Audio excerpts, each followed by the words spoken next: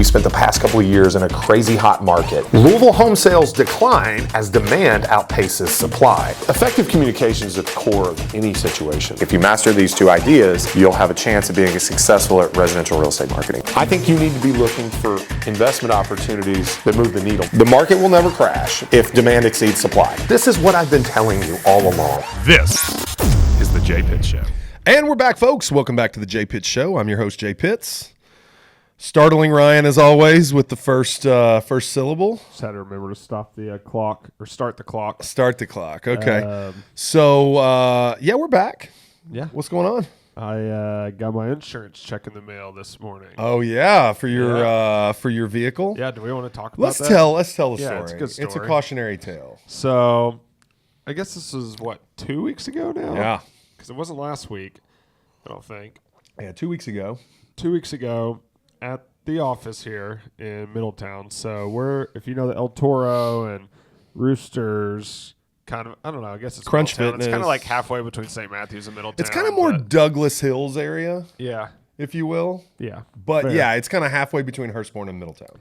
But anyway, so our office is on the other side of Shelbyville Road. Yeah.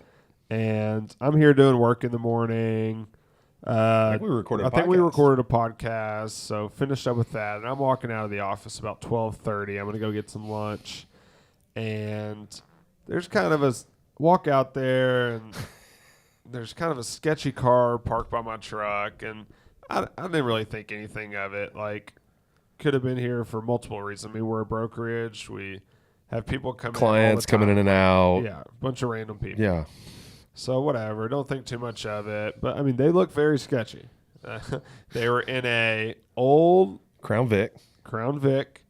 I mean, For those that don't know what a Crown Vic is, it's one of those you see it driving behind you, and you're gonna pull over to the right just in case it's a cop. It's a Crown Victoria, which for the longest time, at least for our older millennials, you would have seen the majority of police cars were Crown Victorias. Yes.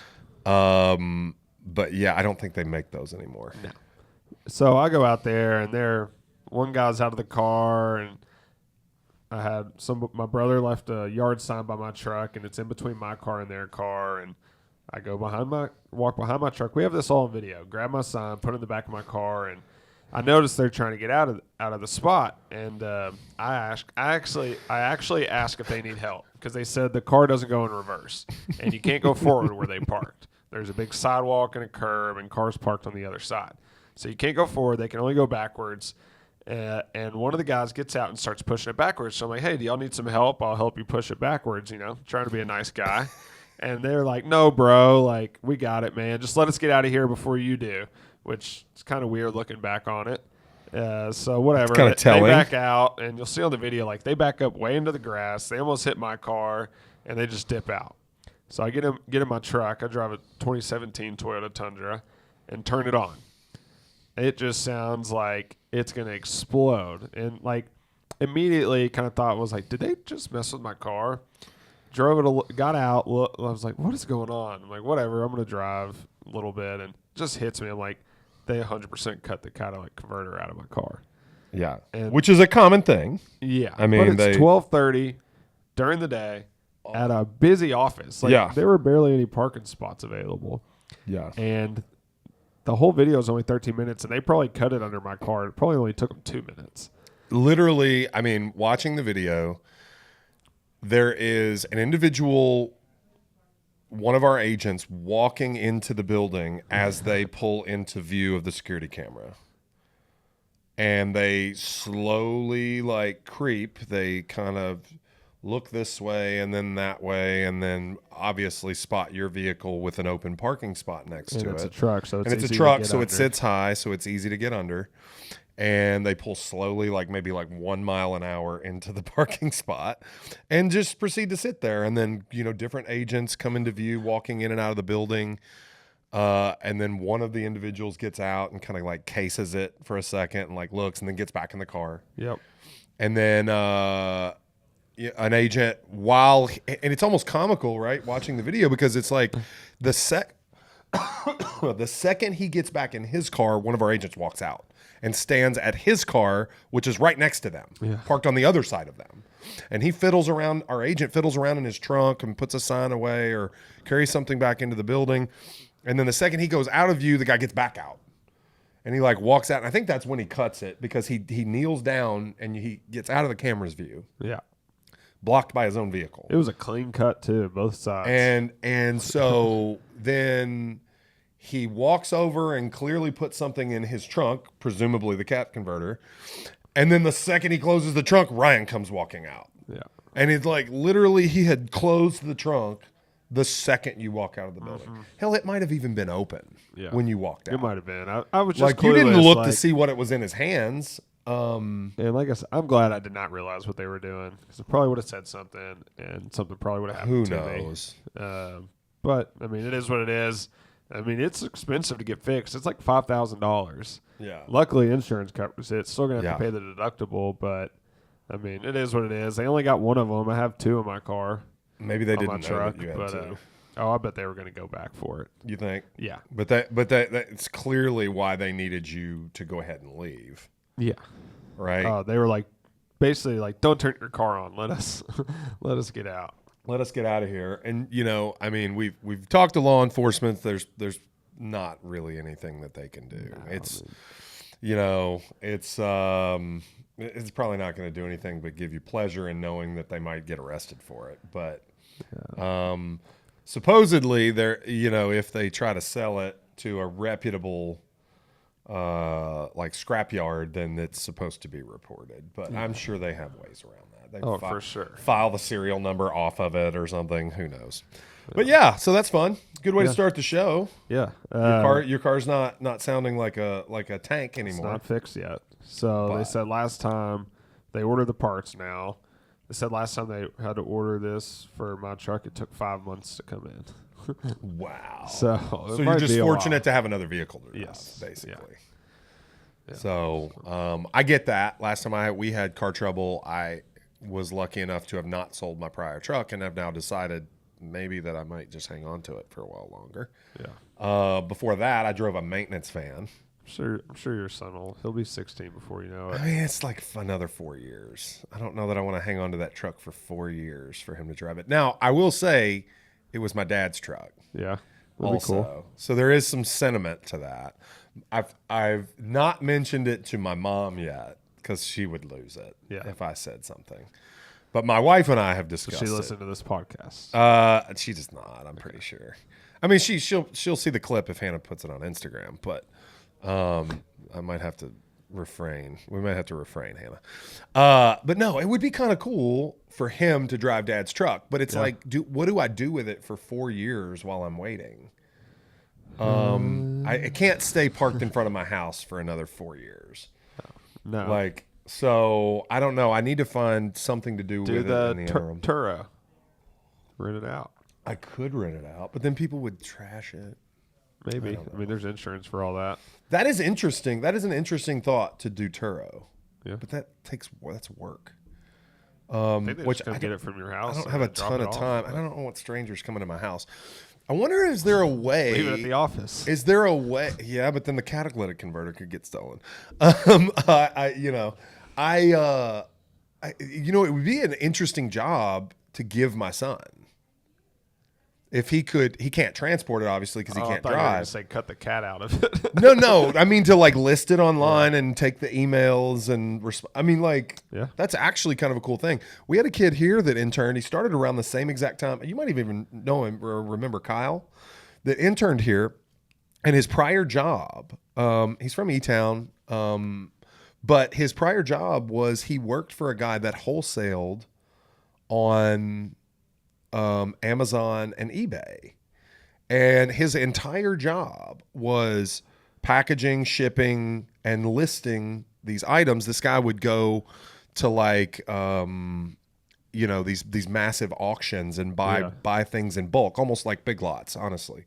That's where Big Lots gets its name, is because you can go places and buy big lots of certain items at almost wholesale pricing. And then this guy would sell American Girl dolls on Amazon, or he would sell pallets, boxes of 6 bottles of shampoo or things like that randomly. And there's profit apparently to be made in this. And that's all this kid did in high school was list and sell items online for another individual, and he paid him a percentage of whatever they sold. Huh. So I wonder if I could get my kid to do this. Maybe. This is how my entrepreneurial brain works. Yeah. He'd probably like it. He probably would. Anyway, all right, let's move on. Him, hey, if you can do this for 4 years, you get this truck. You get a truck. You're going to pay for it. You'll get paid. That's not a bad idea. Yeah. But I got to have... I got this parenting thing down. We got it down, man. It's indentured servitude. Let's get into it. So let's start out. So we've talked. You have Monday meetings with your team every single Monday, and you've been doing this thing where you have certain members on the team who are more experienced teach a class. And Weston Faulkner taught one, I guess, a couple weeks ago, and he was talking about the new forms that we have to get signed. We don't really have to get them signed right until August 13th, but he's doing it already, so he taught a class on that. Yeah. And the video on social media went pretty viral on TikTok and Instagram, which is very hard to do now. 59,900 views on Instagram. And it's about 15,000 on TikTok, I believe. But Instagram stats up. So the reason, like, the comments were just agents like, this is wrong. Well, dress right. You look like a Carson. Somebody called him Justin Bieber's brother. I thought there was one really funny comment that said, "Looks like he's ready to carry my golf bag." Oh gosh, I didn't see that one. I haven't looked at all the comments. There's 85 comments, 853 likes, and 781 shares. So it's one of our more viral posts. It's not the most, but it is one. The thing that really frustrates me the most, Hannah and I actually, we don't discuss. I know this is not something that we widely publicize, but we don't really discuss the videos all that often. Now, of course, this one is an example of a candid type video that we put out where she is essentially capturing on video and audio the things that we do here internally. And those have trended to be the most viral, most popular clips. Absolutely. We did have one that was obviously a podcast, cut. But that's still kind of candid. It's just kind of like me and you talking. But the ones that tend to get the most views are the ones where I'm coaching my team. Yeah. Right. It's very authentic. It reads well. It shows you what it's like to work here. And people, frankly, in our audience are mostly agents, and they tend to identify with that. This is the same. And the majority of the unfortunate and ill-informed comments came from realtors. Yeah. Right.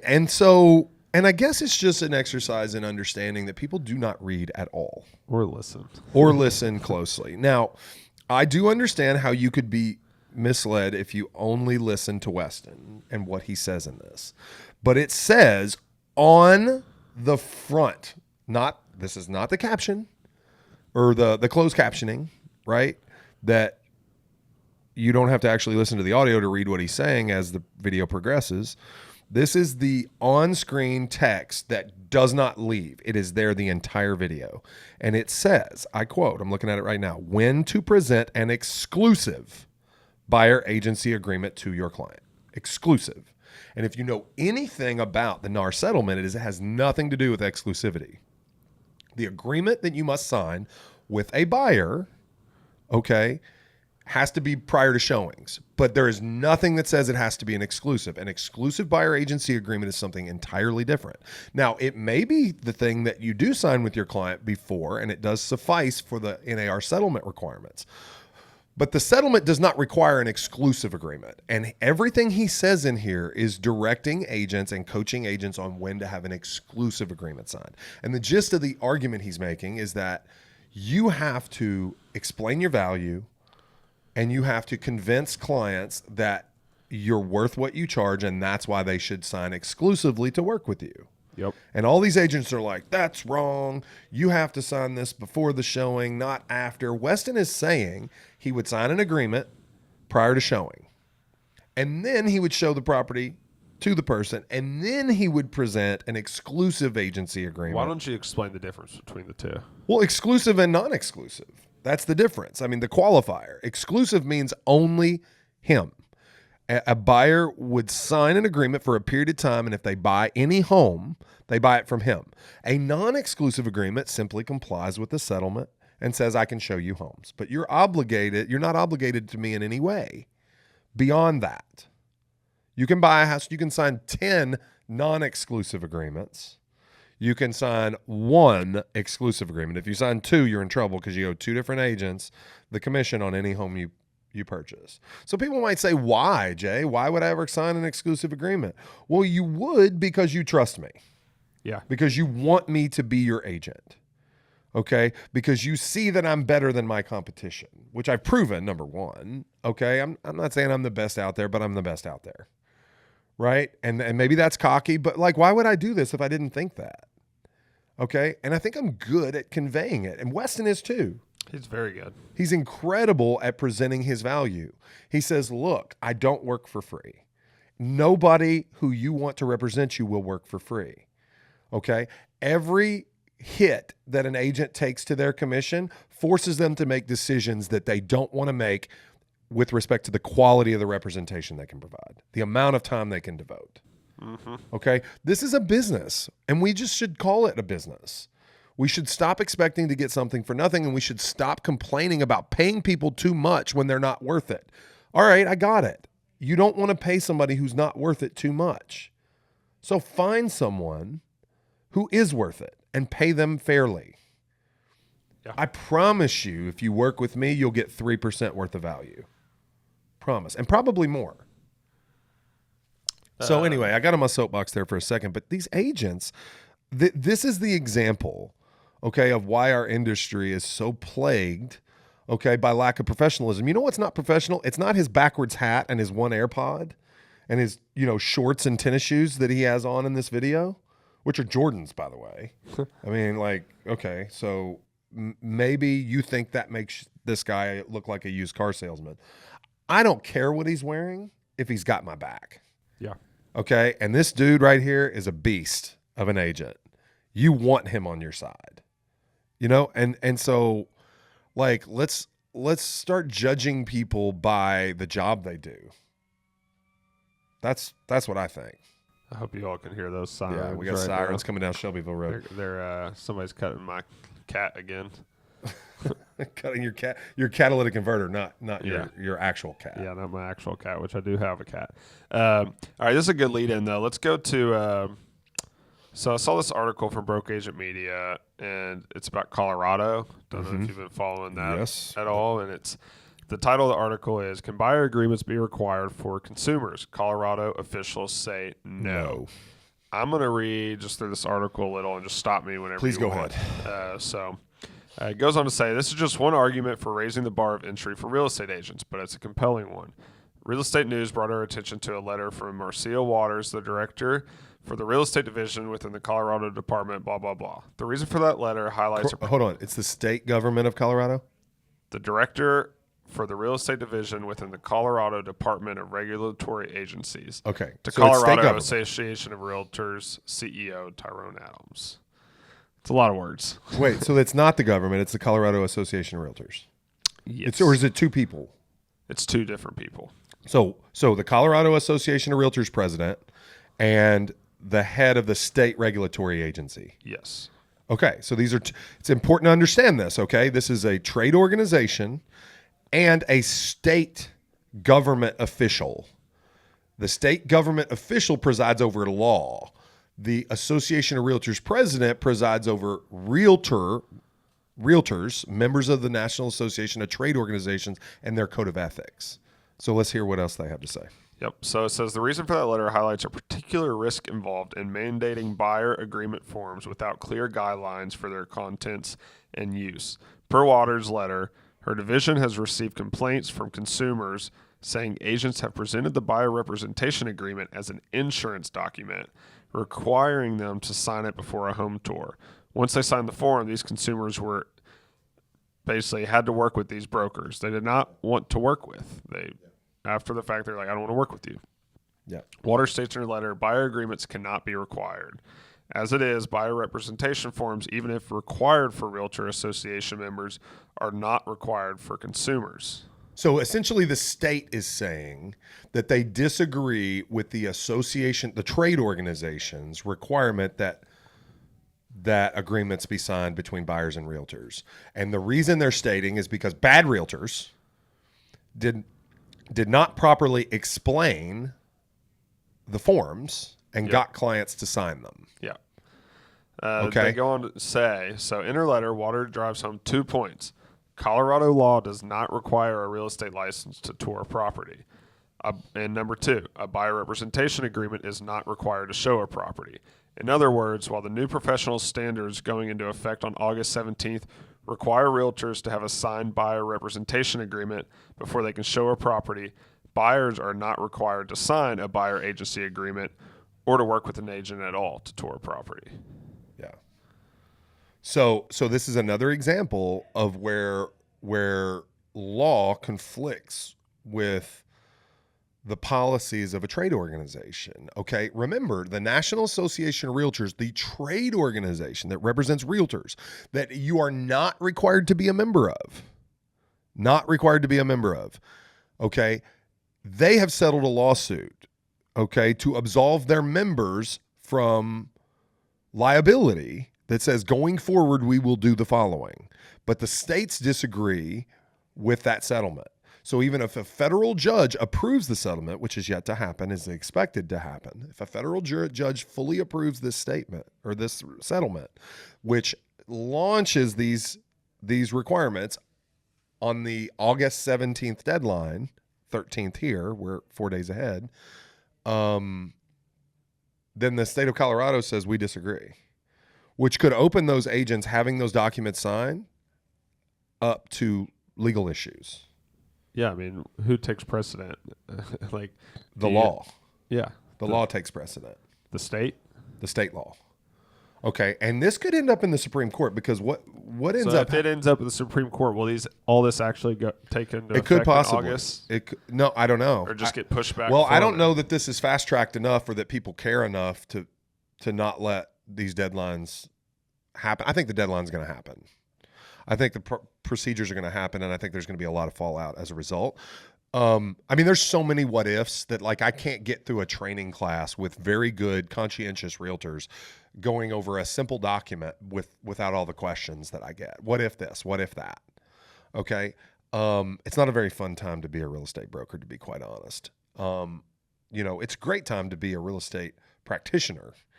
Okay. Yeah. Despite the challenges. But I don't have answers for intelligent questions.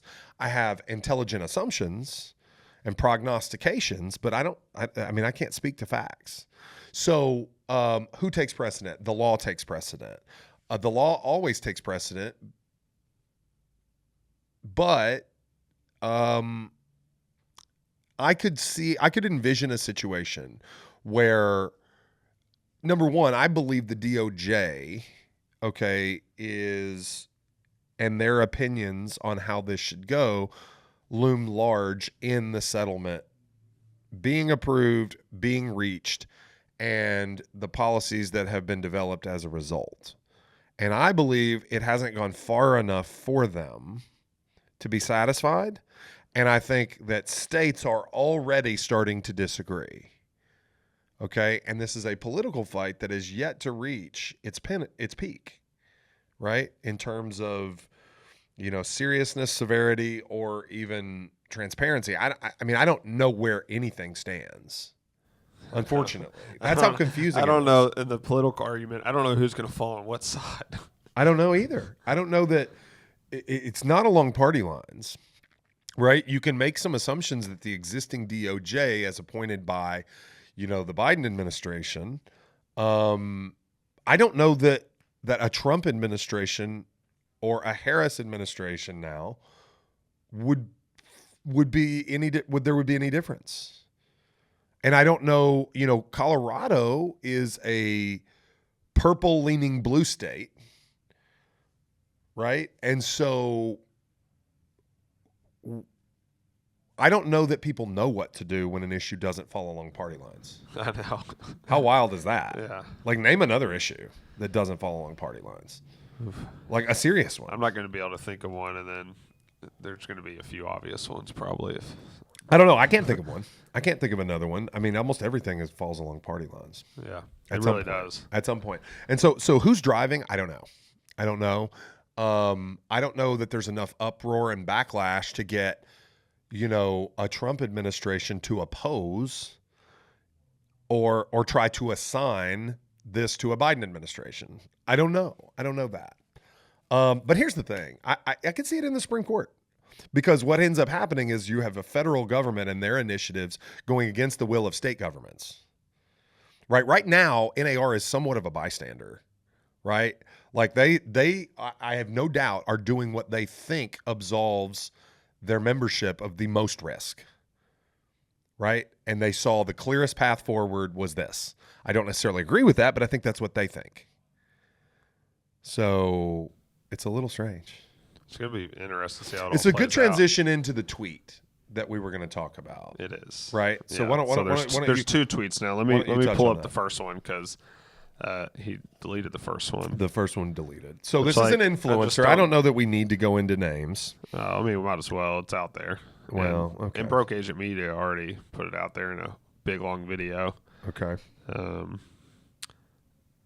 Ricky Carruth. Yeah. Is that how you say his last name? Yeah, I think so. Very influential influencer in the space. Real estate broker. I mean, has a lot of followers. I don't know him. I'm sure Jay knows him maybe a little bit, or has talked I to do. him. And I don't know that I actually don't know that he is a broker technically. He was an agent with Remax at one point in time, and I do believe he is with EXP now. Yep. So go ahead and read Here's the the tweet. I sent it to Jay on Monday, and Jay responded yesterday. He deleted the post, but I still have it, so we're good. So he said, just talk to the CEO of our brokerage, which I'm assuming is the CEO of EXP. It's Glenn Sanford, is who I presume. There's two different CEOs. I was listening to Byron Lazine's video Okay. or podcast on it. Can't remember the other guy's name. There's Real World Holdings, I believe, as well, and I guess there could be two different CEOs that he's talking about. But so he just talked to the CEO of our brokerage, and after August 17th, no listing agent at our company will be allowed to share their commission with the selling agent of any of their listings. I mean, now I read that. Okay, tell me if you read it the same way I read it. The listing agent negotiates the commission with the seller, the total commission to be paid. I read that as no co-op fees to buyer's agents. Yeah. For any EXP listing. Is that the way you read it? I read it. All I responded was, so how many agents are going to leave EXP? Yeah. Well, if that's the way that you interpret, I think that is what would happen. Okay. As of March 31st, EXP had 85,780 agents. And so you're essentially telling them now, if this is true, that they are going to be branded as agents that are probably not worthy of co-op fees because they don't offer any co-op fees. Yeah. And we'll be able to, after this show, know if that's true. I saw Byron tweeted out an hour ago that EXP Realty's CEO was joining him on a live stream at 12:15 to discuss the tweet. I'm guessing this is Glenn Sanford. It is Leo Perea. Okay, so that's not Glenn Sanford. Yeah. So Glenn Sanford must be the holdings firm, I would guess. Anyway, regardless of who said it, okay? Number one, it was cryptic, not saying which CEO. Yeah. Okay, if there are two. Or just not flat out saying your brokerage. He doesn't say his brokerage. And is it like He just presumes your office, or is it? No, it's not his office because they don't have CEOs at that level. So EXP's model, just for everyone to understand, they have a state broker. Now, Ricky might have a brokerage license, not an agent's license. But he's not the principal broker of EXP because they have a state broker, and I'm quite certain it's not him. Well, and I think there's some states where agents are all called brokers. Also true, but Indiana is one of them, and they make a very clear very clear distinction between brokers and managing brokers. So then it would be disingenuous to not say which you were. But neither here nor there, okay? What I'm going to say is that I think there's a little wordplay in that in that message Seems as like well. a lot of clickbait. Share your commission. Like, could that possibly mean, okay, we've already established it's not your first assumption of what it means, but it could mean that they are not allowed to communicate the cooperating agent fee that is being offered on their listings. Yeah, because again, that was one of the terms of the settlement, that you're no longer allowed to distribute that over the MLS. So, all right, now let's talk about the tweet that he put up after he deleted this one, because clearly he came under fire or pressure. He's one of the. He posts all his tweets on Instagram too, so it's there too. But did he delete it from Instagram again? The first tweet one he did. So he deleted from both. So this one is: listing agents who think they will continue to offer a buyer's agent commission moving forward are living in a dream world. And I saw him arguing with somebody on here, and I can't find the argument anymore. And he has the complete wrong info. He's like, I've looked over everything. Agents will not be allowed to offer, listing agents will not be able to offer compensation to buyer's agents once this goes into effect. And just, he's standing his ground on this, that's what he believes this change means. And I don't know if he deleted those. Well, there's a lot of people in the comments section that are essentially saying now it has become a seller's concession. So you're not offering, but it's the buyer's job to request as a concession. Now, I could see this given the easiest way for transparency is to go back to the way we did it before, is to just make it publicly available what commission that you're offering, right? And the easiest way to do that is in the MLS, okay? And if we don't just be honest about the fact that this is not an endeavor to protect consumers, but an endeavor to compress agent commissions, if we're honest about that, okay, then I can understand. Look, I mean, see, that's what's so disingenuous about all of this. And I'm sorry to keep using that word, but what's disingenuous about all of this is that we are reducing agents' commissions under the guise of consumer protection, right? We are restricting free trade, or, the open market. It's not free trade, but the open market, okay? Because some people believe that real estate agents make too much money. Okay. And so basically we are putting forth unreasonable, unnecessary policies that obscure transparency, not create transparency, that fly in the face of transparency. There's a lot less transparency between agents right now. Yeah. There's a lot less transparency between, any party to the transaction, buyer and listing brokers, buyer and buyer agents, listing brokers and sellers. Like, you cannot accurately prepare your seller for what may come. Yeah. In this buyer, environment. Who are you to tell somebody who owns their own property they can't offer compensation to anybody? Which is why I think I think NAR is more vulnerable to sellers in the future. And I think it's going to come by way of antitrust lawsuit, because it is monopolistic. The distribution of listing information is somewhat monopolistic through the MLS. There is no competing resource for listing information, right? And so I think restricting sellers' ability through that channel to convey to buyers what they are willing to pay in terms of a cooperating agent, concession, commission, compensation, whatever you want to call it, okay, I think is monopolistic. And I think that is a risk. I think it's a risk that NAR is taking by agreeing to this settlement. Okay? Like, they put a Band-Aid on the cut, okay, but they have internal bleeding. Yeah. Right. So I think this is an issue. I really do. And, you know, really what we're trying to accomplish, and this is what I disagree with most, is that you've taken an open market and you've restricted it in the name of thinking that someone's overcompensated. What I would prefer they have done is run bad agents out of the business through higher educational requirements, higher barriers to entry, Higher recertification of existing agents based on educational requirements. You higher barriers, higher bars to quality. Okay. Prove that you're a good agent. Okay. And yes, sign a buyer agent agreement with your client. That's great. Do that. You should have transparency.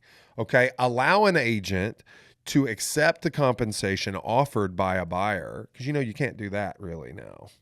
What was that? If you sign a 2.5% agreement with your buyer client and the seller offers 3%, you can't take 3%. If the seller offers 3%, you have to still take 2.5%. And if you are amending your agreement based on the seller's offering, that creates a pattern. Yeah. Okay, that you're not negotiating in your client's best interest and could cause you risk in the future, even if it is offered. It creates the appearance, whether true or not, that you're steering your clients towards higher cooperating agent fees than you were previously able to negotiate for your service. It essentially eliminates a seller's ability to bonus agents, okay, on their property. And I can understand why that may not benefit a buyer, but who's to say that a seller, you should create a detriment to the seller in favor of a buyer? So, do you follow me there? I do. Here's a question. So let's say you have your buyer representation agreement signed for 2%, and they're buying a house that offers 3%. Do you write that into the contract that you're only getting 2%? Like, how do they know? Yeah, there's a broker-to-broker compensation form that has to be signed by the listing broker, presented to them by the buyer broker. It says, here's what I'm being compensated. You have to sign off that it is within your compensation. And is that presented with the offer? Yes. So, in theory, you could... Because they don't want you the writing it in the other provisions of the contract. 1% off. I'm sorry? You could probably try to get the purchase price 1% off. There's a tell there. Yeah. The seller could stonewall you.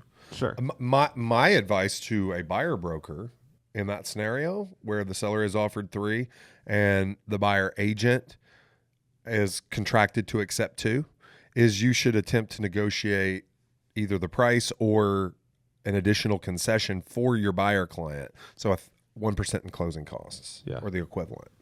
Right? Because your client, there's a negotiating tell there already published. Yeah. Okay. Now, but the what ifs start here. What if you can't get the broker to send you that form?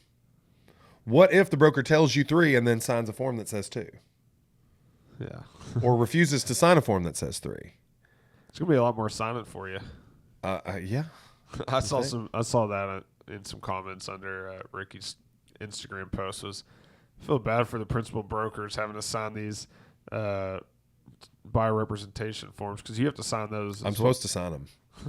Yeah, everyone says broker signature, not agent signature.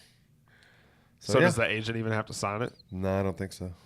Holy just crap, a broker. dude. I think it's your broker. I mean, we can probably include the agent signature. I can't remember exactly what ours says that we're developing now that we're going to be training on very soon. Yeah.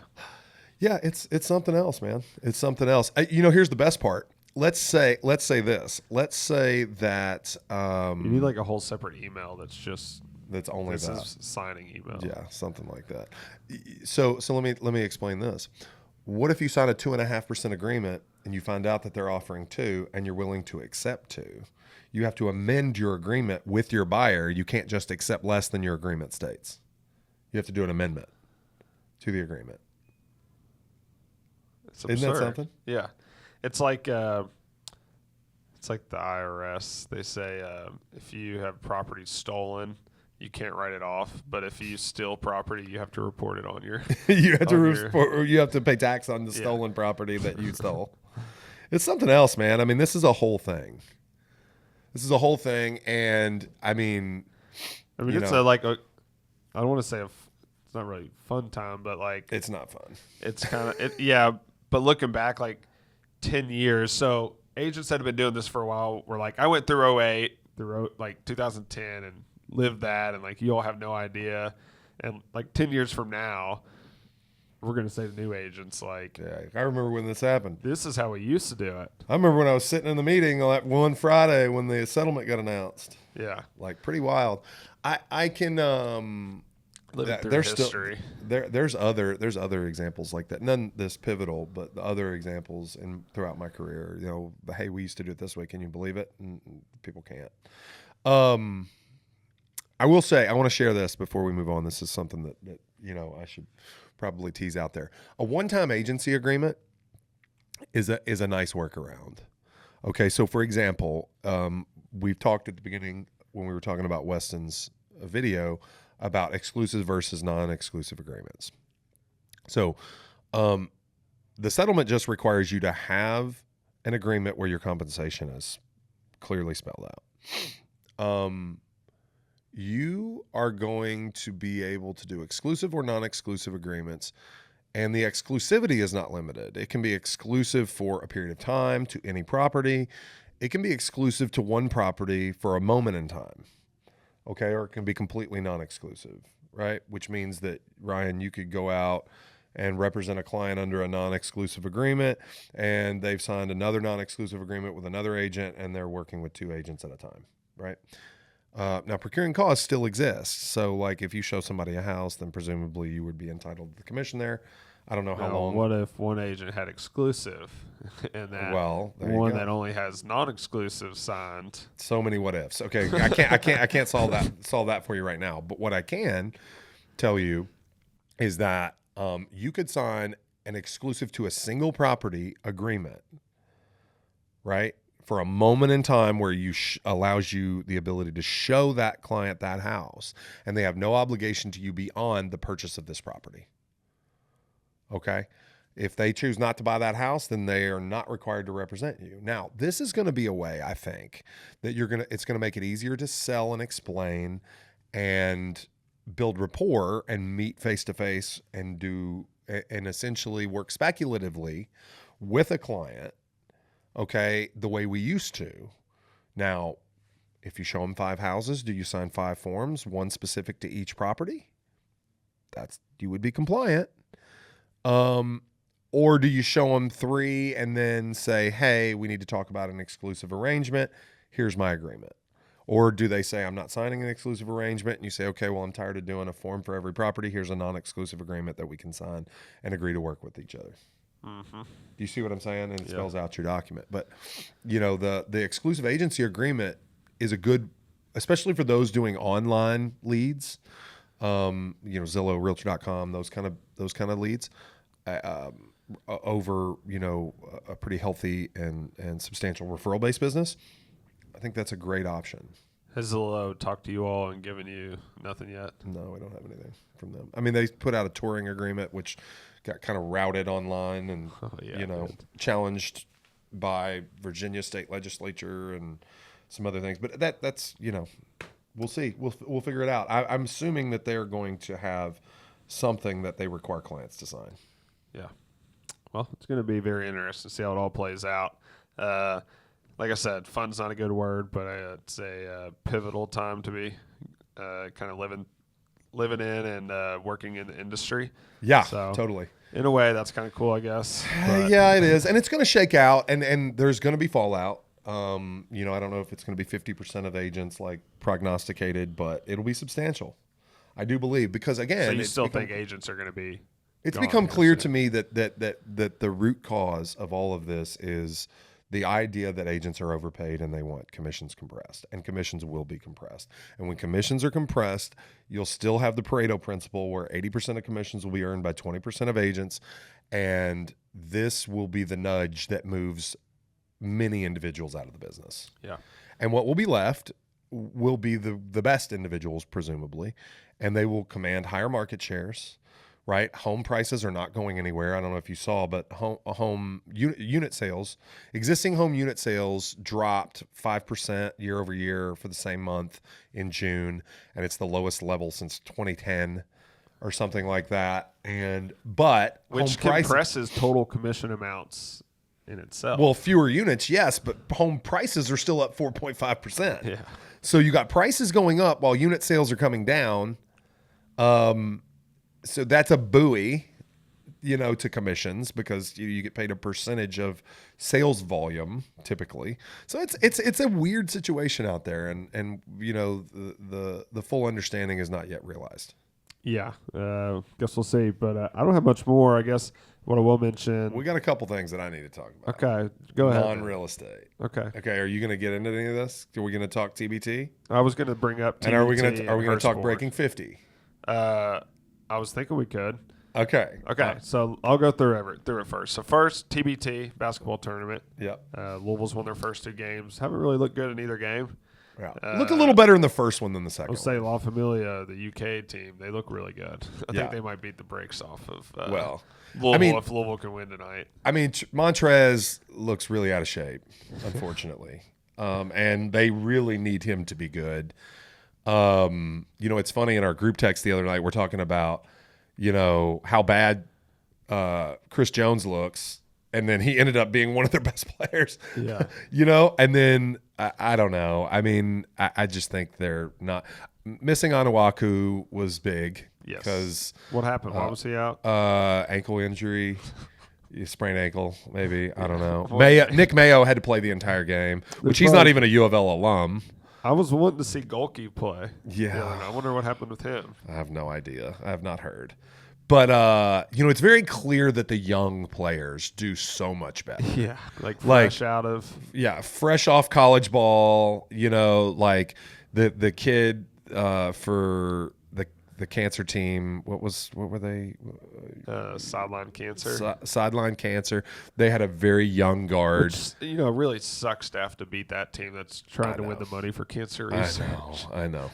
But yeah, that point guard that's dropped like 21 on the Ville the other night was, I didn't hear an age, but he noticeably younger than the rest. Who's our guard that pretty much led us, who's got the fresh legs? That's David Johnson. Not Chris Jones. Chris Jones actually looks like he's not in shape, but then seems to be in better shape than he looks. Yeah. Some people Russ just have a motor. Russ can't make free throws, which tells me legs. I mean, he was like a 90% free throw shooter at U of L. And last year we lost because Russ was like 4 of 9 from free throw in the losing game. Mm-hmm. It's still very nostalgic and fun to watch, but you're right. I don't think they have much of a chance to win the whole thing. No, I do not think so either. But. What would you have bet, or what odds would it have had? What money line odds would you have had to been given to bet Montrez wouldn't make both of those free throws the other night? Oh man! I mean, I'd have bet an easy grand. There was no routine. He just got the ball and kind of got ready and shot him up there. He looked really awkward. He's a 68% shooter for his NBA career from the line when he was in shape. Yeah. You know what I mean? Dude had no legs. Maybe it's good he hasn't been playing, though. No bad thoughts up there. I don't know. It was pretty much no doubter. They didn't roll. I mean, it was perfect, like no rim on either shot. Yeah, so that's on. What time's the game? 7 o'clock tonight. 7 again. 7 o'clock tonight, I believe. Okay. I'm not going. But Which we don't have football practice tonight, so I will actually get to watch tonight. I watched the second half the other night because we got canceled early. Cool. All right, let's talk about Breaking 52 because I think that is really interesting. I watched the whole episode last night. It aired yesterday. Yep, it was good. So for those of you that don't know what we're talking about, Bryson DeChambeau, professional golfer, started a YouTube channel that's done really well, and he started this series called Breaking 50 where they play from the Lady Tees and they play a 2-person scramble and try to break 50. Hasn't done it yet. It's done it with Sergio Garcia. So apparently with another content creator, Grant Horvat. actually I think it was a different guy. Garrett Clark, He shot 50. but they didn't break it. They didn't break it. He shot 50 once. It was not filmed. This was the inspiration for the challenge. And they raise money. Yes. Typically. And yesterday was the highest, the one that, which it was President Trump. Okay. And this was inspired by the debate where he and Joe Biden kind of sparred over their And Bryson handicaps. said he did ask both. He is on record saying that he invited both, Yep. and Trump responded and accepted. They played at a Trump national course, and you know, I mean, it had millions of streams already last night when I watched it. That's like over 4 million now. Yeah, it's pretty crazy. But I think the thing that everybody was who knows anything about golf that is really shocked. Yeah. Is how good Trump was actually. Now his putting stroke is horrendous. Yeah, but he not that actually, bad of a putter. but he makes putts. I will say, he's way better than I thought he was going to be.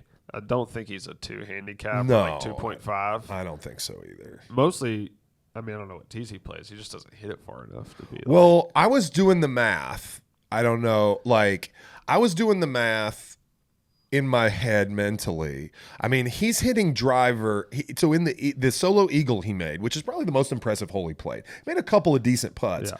That was like a 6-footer for eagle. It was 210, and he hit the green, but he hit driver. It was uphill. Okay, so maybe that adds another 15 or 20 yards. But, I mean, that makes him 230 off the tee, not 250. He said 250 in the debate. Yeah, maybe if it's super firm. Okay, they'll win. but, you know, and I don't doubt that maybe he hits some 250-yard drives, but, like, he's not 250 off the tee typically. And I texted you last night, he's the quintessential old man golfer. Oh, yeah. Like, he hits that baby old man fade right into the fairway. He knows exactly where it's going. Right, he didn't miss a fair. I don't think he missed a fairway. I mean, and he hit a drive on every hole because Bryson always hit second. So, like, I mean, he was pretty good. Maybe one. They shot 50. Maybe one mishit iron shot, and they shot 50, and a par. And he didn't shoot 50 with Sergio. Yeah, which is kind of crazy. It is crazy. But I was shocked. I expected him to be okay. I mean, the man owns golf courses. He's been playing for decades. Yeah. Right? And it is a sport that repetition, you know, I think, and years playing the sport really do help. Yeah. Now, he's not going to hit the ball the way, you know, a young man hits it, like Bryce. He's not going to hit the ball like Bryce. I'll say this. I didn't really know how the video would come across for him, but I think it was overall positive for Trump. Yeah, I mean, he wasn't obnoxious at all. He just does still say some funny things, like he's talking about how far Bryson hits it. And he goes, "I know them all. Know them all. Know all of what?" Yeah, he asked Bryson. I thought was interesting in one. He was like, "So how do you find professional golfers? Like what? What does that even mean?" And so Bryson's like trying to answer the question. He's like, "Oh, well, I know so and so and so and so." He said, "Yeah, all good guys." And like, you know, Trump's like feeding him his own answer, which I thought was a little weird. And then he closes by saying, "Make sure you say hi to all of them for me." Yeah. Well, I actually thought the worst thing for Trump that came out of the video was him saying he really liked Patrick Reed. Because Patrick Reed is kind of Bryson was like, you know, like, I don't know. Bryson has famously not gotten along with Brooks Koepka. Right. But like, doesn't like nobody like Reed? Like, isn't Reed like one of the biggest jerks on tour? Yeah. I mean, his family doesn't talk to him. His ex-teammates don't talk to him.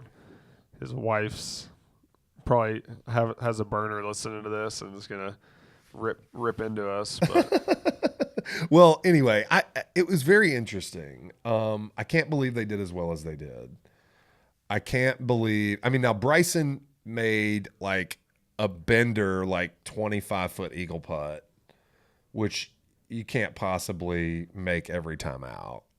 And there were a couple of those, right? But I can't believe they shot 50.